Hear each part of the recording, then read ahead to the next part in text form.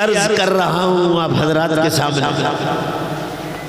اللہ کے بندو دین اور دنیا کا فرق سمجھو، اور ہم تو آپ کو کہہ رہے دنیا کا علم بھی سیکھو، مگر دوبارہ زور سے بے شک بولو دین کا علم بھی ضروری چیز ہے۔ یہ تو میں نے چند مثالیں دی آپ کو، کس عورت سے نکاح حلال ہے، کس عورت سے نکاح حرام ہے، یہ آپ کو مدرسے والے بتلائیں گے۔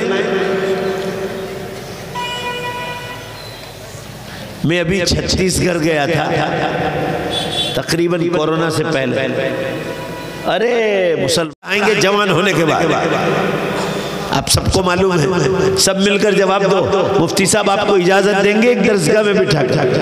دین کا علم بالغ ہونے کے بعد ایک درسگاہ میں بٹھا کر جائز نہیں تو دنیا کے علم کیسے جائز ہو؟ ہزاروں لڑکیوں نے ایمان چھوڑ دیا، اس کے ذمہ دار مسلمان لوگ۔ آج ماں باپ رو رہے ہیں،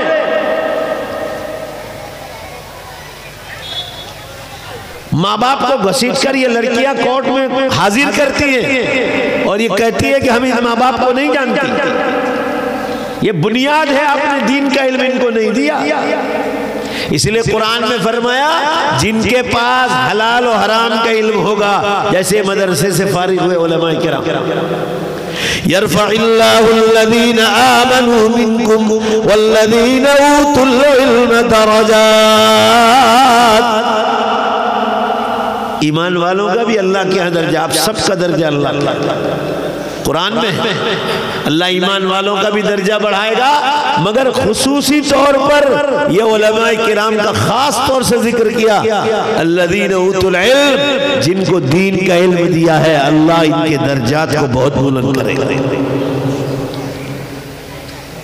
ان مدرسوں کی قدر کرو، یہ دین کے قلعے ہیں، یہ دین کے قلعے ہیں۔ اللہ کے بندو، مدرسہ بجلی ہاؤس ہے، پاور ہاؤس۔ یہاں سے مسجدوں کو اچھے امام ملتے ہیں، مدرسوں اور مکتب کو اچھے استاد ملتے ہیں، دعوت و تبلیغ میں جتنے بزرگان دین کام کر رہے ہیں، جلدی سے جواب دو، یہ لوگ کہاں سے فارغ ہوئے؟ بولو زور سے، مدرسوں سے فارغ ہوئے۔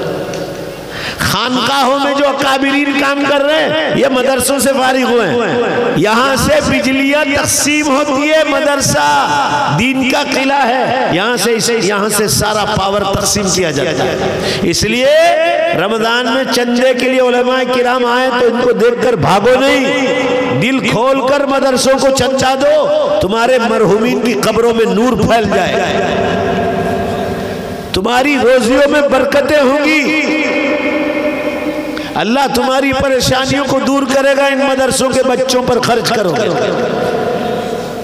یہ مرکز العلوم کو جا کے پوچھو، محتمیم صاحب کو، ناظم صاحب کو، کہ بھئی آپ کے مدرسے پر کوئی قرضہ تو نہیں ہے؟ چلو ہم قرضہ چکا دیں گے۔ مدرسوں پر حالات آتے ہیں۔ ابھی منی پور گیا تھا، منی پور پچھلے سال، وہاں کے علماء نے بتایا 6 مہینے سے استادوں کو تنخواہ نہیں ملی، کسی نے خودکشی نہیں کی۔ حالات آتے ہیں۔ میرے عرض کرنے کا منشا یہ ہے مسلمانوں، یہ مدرسے اللہ کی، زور سے بولو بے شک اللہ کی بہت بڑی نعمت ہے۔ یہ حضرت مولانا اسماعیل صاحب قطکی رحمت اللہ علیہ، حضرت مولانا سراج صاحب رحمت اللہ علیہ، جو حضرت مفتی نقیب الامین صاحب کے والد بزرگ ہوا، یہ سب ان کے لیے صدقے جاریہ ہیں۔ یہ کمیٹی والے اور عاملہ کے لیے صدقے جاریہ ہیں، اور آپ سب کے لیے جو پیسہ آپ کا لگا ان عمارتوں پر، بے شک بولو انشاءاللہ بولو، آپ کے لیے صدقے جاریہ ہے۔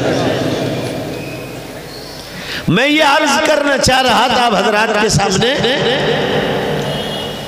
کہ دین کا علم ضروری ہے، دنیا کا علم ضرورت کی چیز ہے۔ ضرورت بھی حاصل کر لو، ضروری بھی پورا کرو۔ چلو سب مل کر ایک بار انشاءاللہ کہہ دو، میں آگے چلو، انشاءاللہ کہو کہ ہم دنیا کے ساتھ دین کا علم ضرور سیکھیں گے۔ اللہ توفیق عطا فرمائے۔ میں یہ عرض کر رہا تھا کہ مدرسہ کیا، ہمارے علماء تو دین کے ساتھ دنیا کا علم بہت مدرسوں میں اسکولیں بھی کھل گئی، دنیا کا علم کوئی گناہ کا کام نہیں، وہ بھی کھل گئے۔ بہرحال میں یہ عرض کر رہا تھا، اللہ تعالیٰ نے ہم لوگوں کو آج مدرسہ دارالعلوم مرکز العلوم میں اس کے سالانہ اجلاس میں، دستار فضیلت کے اجلاس میں، جہاں اتنے بچے حافظ اور عالم بنے ہیں، اس میں اللہ تعالیٰ نے جمع فرمایا۔ ہمارے لیے ضروری ہے کہ مسلمانوں ہم ان علماء کے پاس بیٹھیں۔ رسول اللہ صلی اللہ علیہ وسلم کی حدیث اور ایک واقعہ سناؤں آپ کو کہ یہ دین کا علم عالموں سے سیکھنا ہے، ان مدرسوں سے سیکھنا ہے۔